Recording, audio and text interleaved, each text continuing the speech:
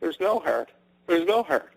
And the thing is, Nickelodeon doesn't understand. The thing that separates Nickelodeon from Disney is Nickelodeon doesn't know anything about heart. Disney, if they have bad chemistry on a set, they tell the people on the set that they have to pull it together. And they make them work together. That's the thing about Disney. That's what I have a lot of respect for Disney for doing. They make people that have a lot of animosity work together. That's what's amazing about Disney. And they know about heart. That's the thing. They can take a Christmas movie, and they know about heart. They've got this Annie movie out with Cameron Diaz into it that absolutely ruins the original classic.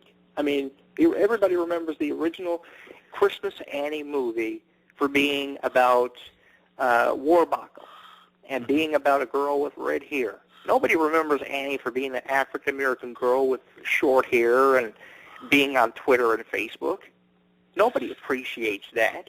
You should have gave that to Disney, not Cameron Diaz, whose biggest claim to fame was being with Justin Timberlake, burn, and being with being the voice of Fiona and Shrek. That's your biggest claim to fame. What else have you done? There's nothing. Yeah. You were in Charlie's Angels in 2001, and there's nothing. As much as you tell me this Christmas movie of Annie is a blockbuster hit that you have to go see, then why are everybody turning around on Christmas Day going to see Into the Woods? Because Into the Woods features characters features characters that you know from fairy tales, and features actresses who actually have potential. I think it's Anna Kendrick playing Little Red Riding Hood in the movie or something. Yeah. I know Johnny Depp plays the wolf or something. Who does he play in that? Johnny Depp plays somebody in that. But Anna Kendrick plays Little Red Riding Hood. And the thing is that they know how to do it. Nickelodeon doesn't know how to do that. And that's why people are not going to see their movies on Christmas. And that's why people aren't spending on Nickelodeon merchandise. That's why we don't see... The thing about them too, is they have no merchandise. You have Victoria Justice, who you could have made a lot of money off of with merchandise. But people would rather get on the Internet and criticize her doll that Nickelodeon put out. I mean, that's all you can put out for Victorious is a doll that has 5 action phrases and sings the theme song of Victorious? Give me a break. The girl has 7 million followers on Facebook.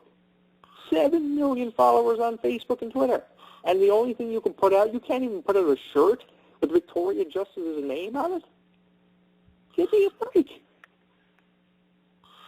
I mean, there was so much they could have done with that one. I mean, like Hannah Montana. I mean, they did the right thing. I mean, they simply started out with posters and putting out DVDs with 3, 4, or 5 episodes of Hannah Montana on them.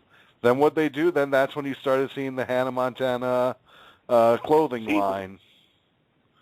The clothing line was amazing. I knew 2 young girls who were absolutely flabbergasted by the Hannah Montana jackets, and that was actually how I found out about Hannah Montana's character. Actually, in 2000, long before I knew about the show, I found out about it through the jackets and how much the jackets were selling. The jackets were huge for Hannah Montana, and I think that's one of the biggest reasons why, along with the music and the closing line really is what got that show over. Nobody gave a shit about the guitars. Nobody cared about the movies per se. They cared about the music, and they cared about the closing line. And I'll tell you right now, that's what Ashley Tisdale is going to make the most profit off of, is her closing line. Because her name is established, and people idolize her for what she does in the way of promotion. But they don't care about Ashley Tisdale being an actress. They idolize her because of things that she does outside of being an actress. And they're gonna give Ashley Tisdale that recognition through things like the closing line. And it wouldn't surprise me at all if 10 years from now that's all Ashley Tisdale has, because she will earn financially from that and go down in history for that kind of thing.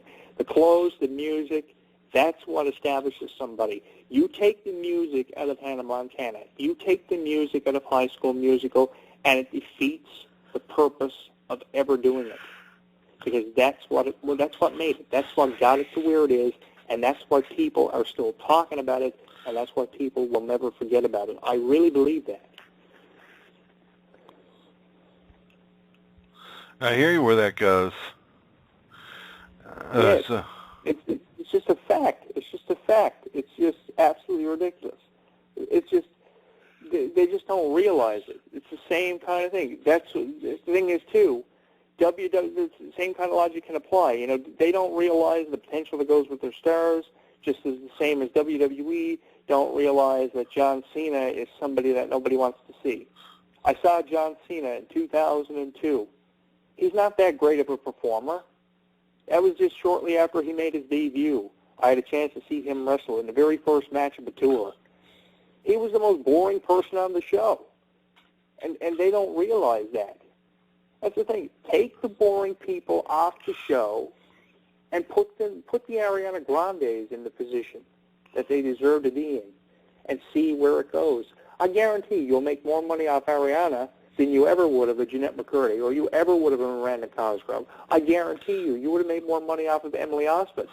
Do what you originally were going to do and give Emily the role of being the Hannah Montana character and have Miley the Truscott character.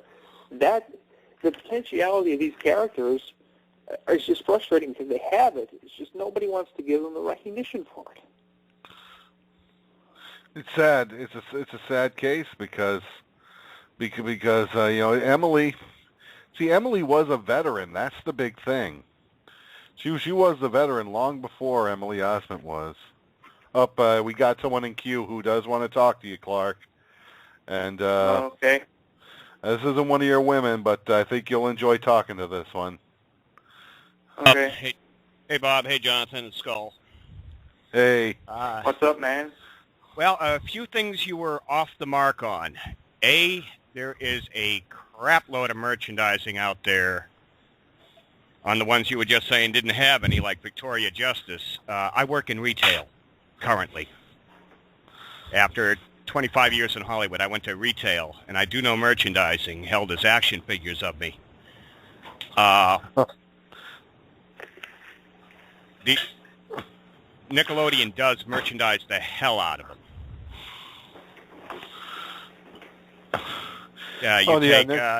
And they started that magic formula with the Olsen twins, who made $42 million off Walmart sales with their little clothing line that nobody bought. But they made $42 million, so somebody bought it. Yeah, the issue is, the underlying issue is the campaign. The campaign is just not promoted as much as what it could be. They don't need to when they get it in the right store. They don't need to when you get it in the largest retailer in the world, 3,700 stores in the U.S. alone. They sell 10 shirts in a store in a week. That's a hell of a lot of shirts sold. And on your nobody wants to see Cena, I work at a Walmart. The only action figure you can't find, Cena. The only ones you can find, the most boring, overrated sack of crap wrestler in the business, CM Punk. We've got hundreds of his action figure in my store. I can't believe WWE hasn't pulled those off the shelves yet. They were already made. It was a contract, and it was somebody outside of WWE. You know, once the contract's signed, the money's changed hands. CM Punk's lawyers can't get it yanked. He's already gotten his piece of the action. Of course, yeah. The thing about John Cena is it's the same repetitive thing over and over. But the same thing with Hulk Hogan, the same thing with Bruno Sammartino, the same thing with Andre the Giant. None of them could move. None of them were entertaining. They were baby faces. You don't have to be good to be a baby face. This coming from the top villain in roller derby for 25 years. I came out of stand-up comedy. As a villain. Right. You're I came out of a stand-up comedy background. Okay. I worked with Sam Kinison for years. I've been on stage with Robin Williams and Richard Pryor. Yeah. And it was just unfortunate. That's unfortunate what happened to Robin Williams, too, because he was one of my favorites. Robin Williams was one of my favorites as Genie in Aladdin. And that what happened with him was just totally ridiculous. Totally. Yeah. Well, we lost Look, a there great isn't one there. anybody successful in that business that doesn't have a shitload of demons. Mm-hmm. Him, Carlin, Cheech and Chong, Pryor. I mean, God, we didn't think there'd be a drug problem nowadays. We thought we'd have to dry up Richard and smoke him. Thing about, I appreciate your input too. I appreciate your input, Skull. I really do, because diversity is something that really makes the world work. And the other really thing works. Nickelodeon has over Disney, none of their kids end up in rehab. Oh, yeah, that's something we did Everybody talk about. That Disney, everybody out of Disney in the last 20 years has been in rehab. Yeah, I haven't heard anything about Emily Osment or Ashley Tisdale going into rehab. I guess they're a couple of the lucky ones. Yeah, they're the rarities. But I mean, it goes back to Britney Spears and her meltdown and everybody else out of that whole era. Oh, The yeah. thing about John Cena is, I just wish John Cena would go away, because it's been the same thing now over and over and over again. He wins the title, loses it, wins it back within Puts 3 butts weeks. in seats. Uh, That's the thing. He does put butts in seats. As much as the critics and armchair generals